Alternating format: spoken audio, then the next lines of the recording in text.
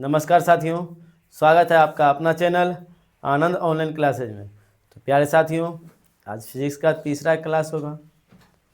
तो इससे पहले क्लास में पढ़ाए थे विद्युत आवेश किसे कहते हैं, विद्युत आवेश को किस चीज़ से सूचित किया जाता है और उसका ऐसा ही मात्रक क्या होता है। अब आवेश का छोटा छोटा कुछ मात्रक ले लेते हैं। तो आप सब देखिए,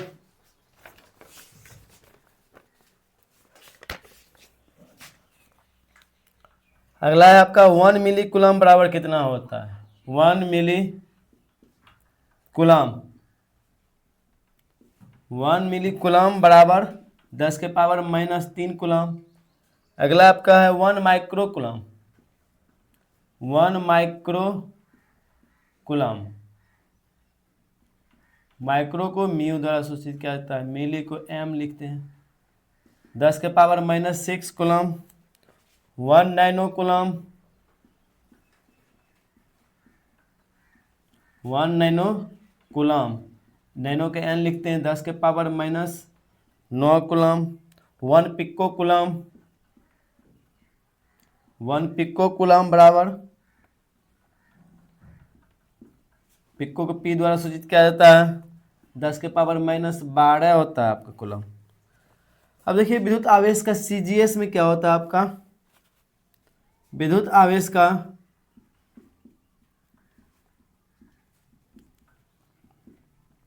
सीजीएस मात्रक स्टेट कूलम होता है। सीजीएस मात्रक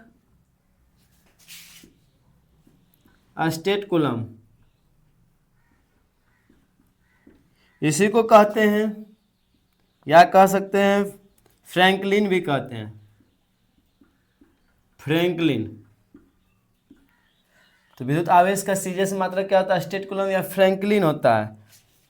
इसको कहते हैं ईएसयू, ईएसयू इलेक्ट्रोस्टैटिक यूनिट भी कहा जाता है। सब 1 कूलम बराबर कितना होता है आपका, 1 कूलम बराबर 3 × 10 के पावर 9 ईएसयू होता है। इसीलिए 1 ईएसयू बराबर 1 स्टेट कूलम बराबर कितना होता है आपका, 1/3 × 10 के पावर 9 कूलम, या कह सकते हैं 1/3 × 10 के पावर -9 कूलम होता है। और भागा देंगे तो लगभग होगा आपका 3.33 × 10 के पावर 9 था, एक जीरो ऊपर किए तो यहाँ होगा -10 कूलम। तो आवेश का सबसे छोटा मात्रक यही है, फ्रैंकलिन स्टेट कूलम। यहाँ कह सकते हैं आवेश का सबसे छोटा मात्रक, आवेश का सबसे छोटा मात्रक फ्रैंकलिन या स्टेट कूलम होता है, स्टेट कूलम। कह सकते हैं एक फ्रैंकलिन बराबर 3.33 × 10 के पावर -10 कूलम होता है। अब आगे देखिए आवेश का सबसे बड़ा मात्रक क्या होता है। आवेश का सबसे बड़ा मात्रक आपका होता है फैराडे। आवेश का सबसे बड़ा मात्रक होता है आपका फैराडे। 1 फैराडे बराबर कितना होता है, 1 फैराडे बराबर होता है 96,500 कूलम। इस प्रकार प्यारे साथियों आवेश का छोटा मात्रक, सबसे छोटा और सबसे बड़ा मात्रक हो गया। तो अगला क्वेश्चन देखिए आप सब,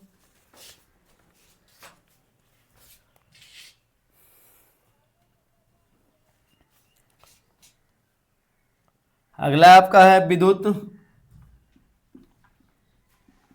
आवेश का विद्युत चुंबकीय मात्रक, विद्युत आवेश का विद्युत चुंबकीय मात्रक एब कूलम होता है, एब कूलम होता है,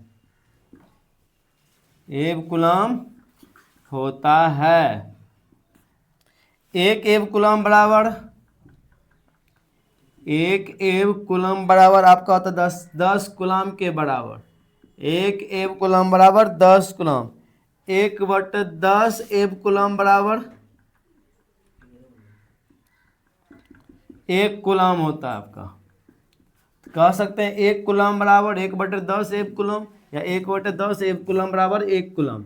1 एव कूलम बराबर आपका 10 कूलम होता है। विद्युत आवेश का विमीय सूत्र क्या होता है आपका? विद्युत आवेश का विमीय सूत्र, विद्युत आवेश का विमीय सूत्र था AT, या कह सकते हैं IT भी, या इसको सही से सजा के लिखेंगे तो MLT पे तो M0 L0 T1 हो गया A1। ये हो गया आवेश का विमीय, विद्युत आवेश का विमीय सूत्र। आप इसका स्क्रीनशॉट ले लीजिए, फिर हम आगे लिखा रहे हैं। आवेश का इलेक्ट्रॉन, विद्युत आवेश का इलेक्ट्रॉन या आधुनिक सिद्धांत,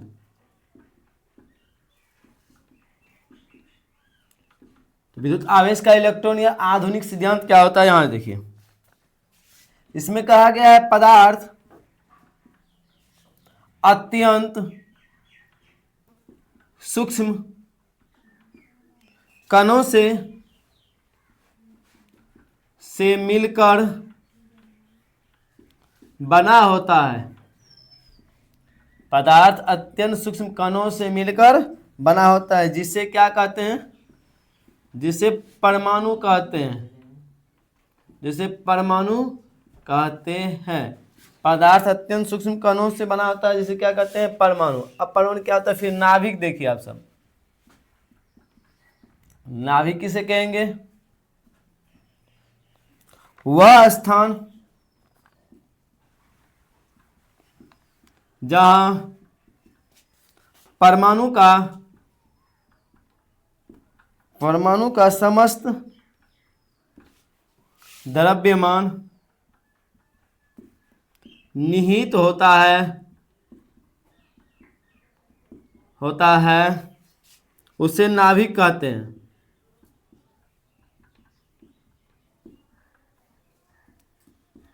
नाभिक के अंदर में आपको तीन कण होता है, प्रोटॉन और न्यूट्रॉन।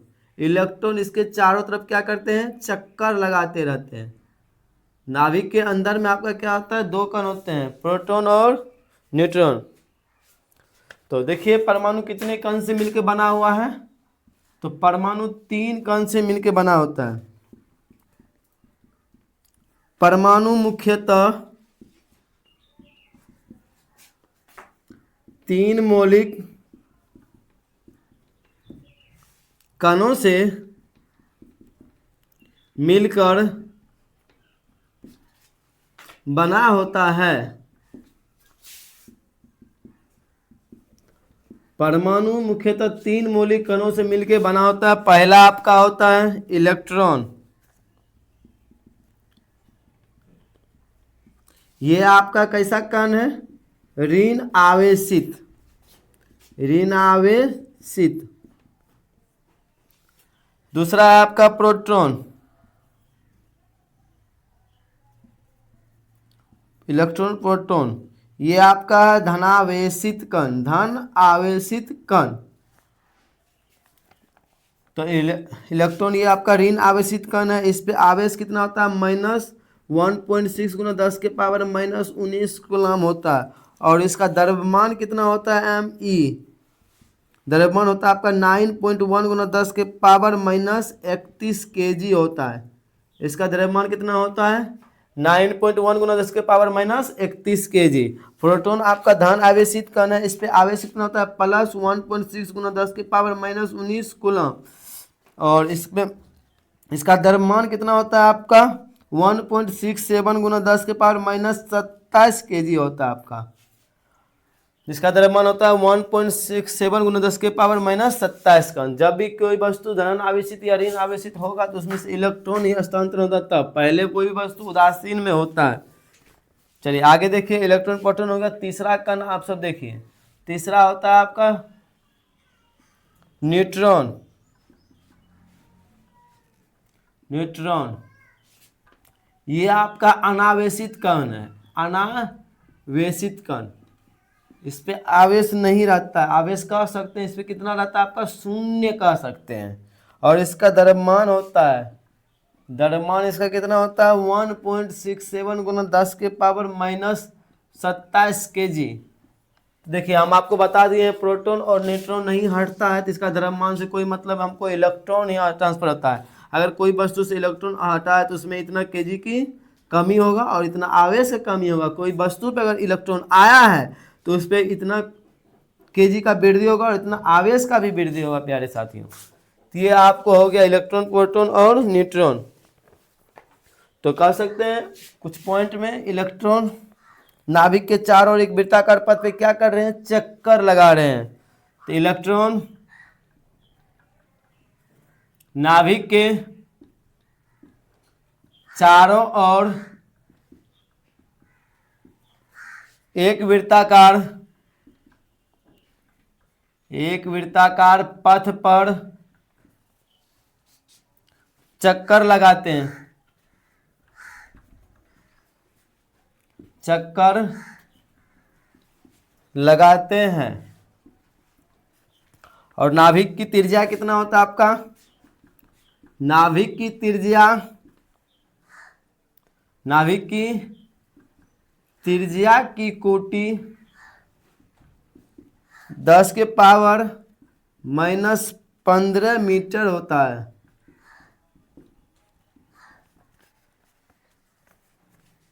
और नाभिक के अंदर में आपका कितना कण है, 2 कण। तो कह सकते हैं नाभिक जो है ना मुख्यतः 2 कण से मिलकर बना हुआ होता है। नाभिक किससे बना होता है, नाभिक मुख्यतः 2 कण से मिलकर बना होता है। नाभिक कितने कण से मिलकर बना होता है, 2 कण से मिलकर बनाता है। पहला आपका है प्रोटॉन, दूसरा है आपका न्यूट्रॉन। चलिए प्यारे साथियों, इतना का आप सब स्क्रीनशॉट लीजिए, फिर हम आगे बता रहे हैं। इससे पहले हम बताए हैं कि नाभिक में कितने कण होते हैं, 2 कण होते हैं। एक आपका होता है प्रोटॉन, एक होता है आपका न्यूट्रॉन। तो प्रोटॉन आपका कैसा है, तो धन आवेशित कण है। न्यूट्रॉन आपका क्या है, उदासीन कण है। अब देखिए आप सब 3 का उदासीन कोई भी वस्तु है, उदासीन कब होता है, धन आवेशित कब होता है, ऋण आवेशित कब होता है। उदासीन धन आवेशित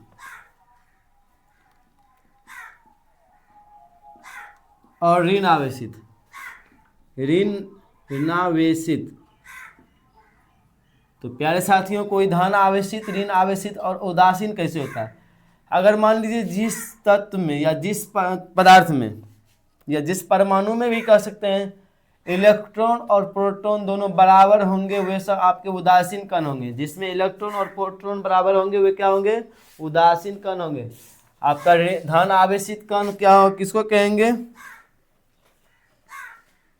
तो इसमें आप मान लीजिए कोई धन आवेशित कैसे होगा, जिस इलेक्ट्रॉन तो ट्रांसफर कर दिया दूसरे में, उसमें क्या होगा, प्रोटॉन की संख्या अधिक होगा।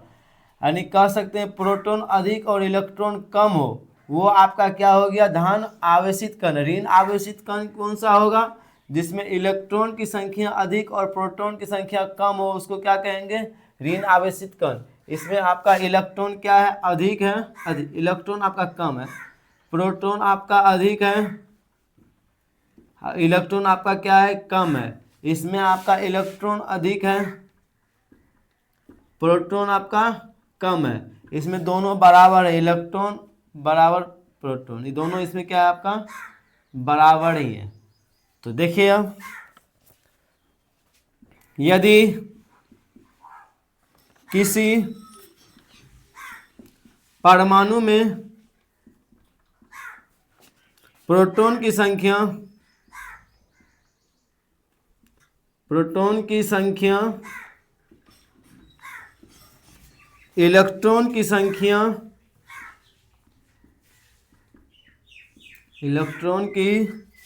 संख्या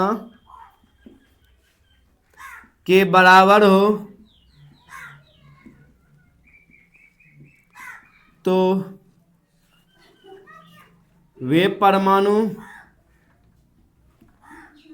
उदासीन होंगे। कह सकते हैं यदि किसी परमाणु में प्रोटॉन की संख्या और प्रोटॉन की संख्या और या कह सकते हैं एंड इलेक्ट्रॉन की संख्या प्रोटॉन की संख्या इलेक्ट्रॉन की संख्या के बराबर हो तो वे परमाणु आपका उदासीन होगा। तो उदासीन हो गया आपका। अब धनावेशित किसको कहेंगे देखिए, यदि किसी परमाणु में प्रोटॉन की संख्या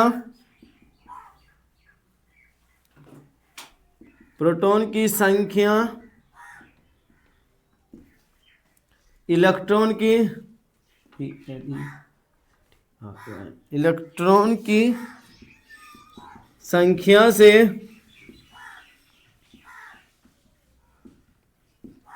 अधिक हो तो वे परमाणु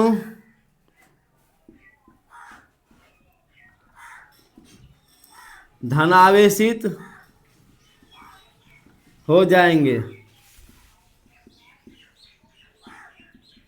आगे होता है हो जाएंगे, आगे होता है ऋण आवेशित। ये हो गया आपका क्या चीज, धन आवेशित। ऋण आवेशित में क्या होता है मेरे दोस्त, यदि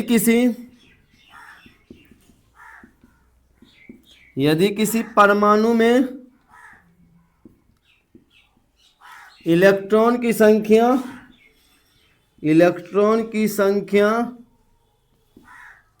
प्रोटॉन की संख्या से अधिक हो। यदि किसी परमाणु में इलेक्ट्रॉन की संख्या प्रोटॉन की संख्या से अधिक हो तो वे परमाणु ऋण आवेशित हो जाएंगे।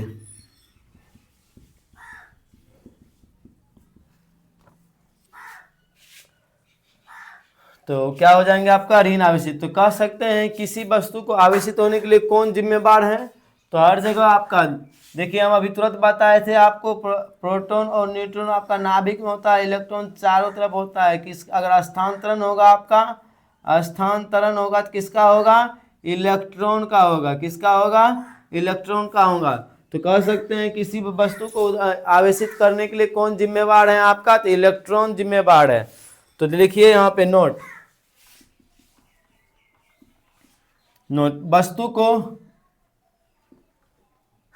वस्तु को आवेशित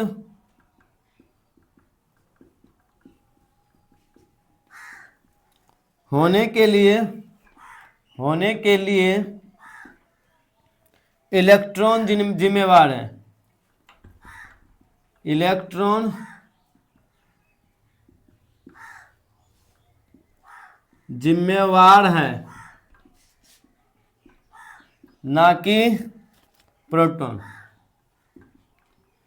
क्योंकि प्रोटॉन नाभिक से प्रबल बंधन के द्वारा बंधे रहते हैं। चलिए इस प्रकार से आप किसी वस्तु को इलेक्ट्रॉन जो क्या कर सकता है, आवेशित करता है। तो आवेशित करने का आधार पर कितने प्रकार के होते हैं आवेश, तो दो प्रकार के होते हैं, एक धन आवेश, एक होता है ऋण आवेश। कह सकते हैं आवेश का प्रकार। आवेश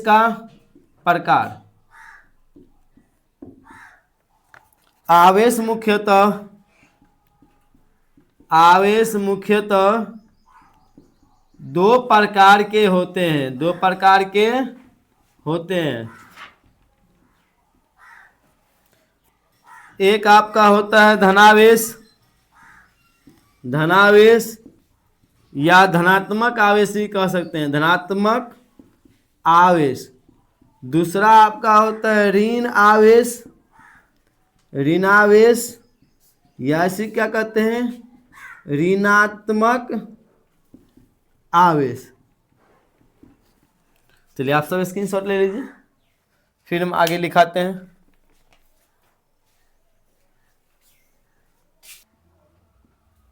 सत्रह सौ पचास में अमेरिकी बेंजामिन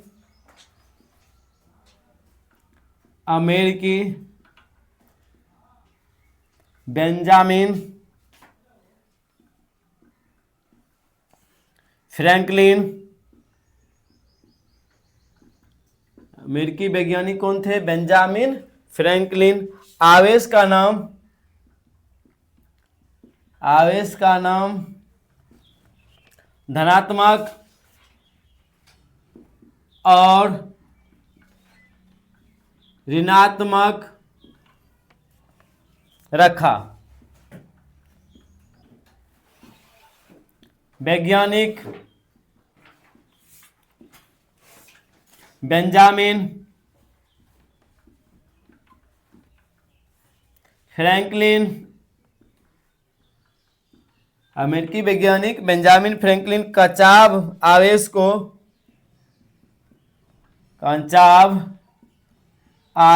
को धनावेश तथा रेजिनस आवेश को ऋणावेश नाम रख दिया।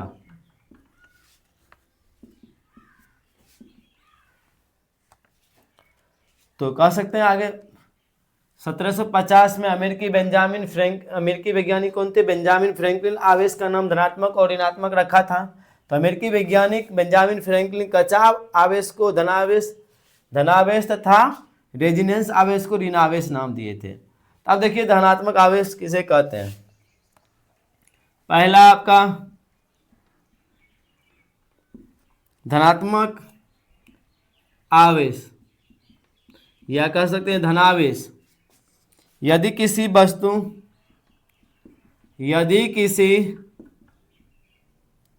वस्तु पर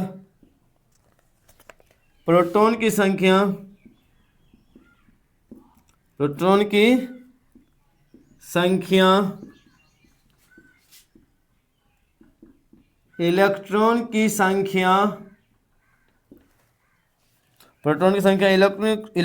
की संख्या से अधिक हो तो उस वस्तु पर उपस्थित आवेश को धनावेश कहते हैं या धनात्मक आवेश कहते हैं। तो इसमें आपका क्या होगा, इलेक्ट्रॉन की संख्या से अधिक होता है प्रोटॉन की संख्या, तो कह सकते हैं प्रोटॉन की संख्या ग्रेटर देन है किससे, इलेक्ट्रॉन की संख्या से। तो अगला देखिए ऋण आवेश। पहला आपका धन आवेश लिख दिए, दूसरा देखिए ऋण आवेश। ऋणावेश या कह सकते हैं ऋणात्मक आवेश। यदि किसी वस्तु पर इलेक्ट्रॉन की संख्या प्रोटॉन की संख्या से अधिक हो तो उस वस्तु पर उपस्थित आवेश को ऋणात्मक आवेश कहते हैं। ऋणात्मक आवेश कह सकते हैं। तो ऋणात्मक आवेश में क्या होता है आपका, इलेक्ट्रॉन की संख्या बड़ा होता है, किससे ज़्यादा होता है, प्रोटॉन की संख्या से।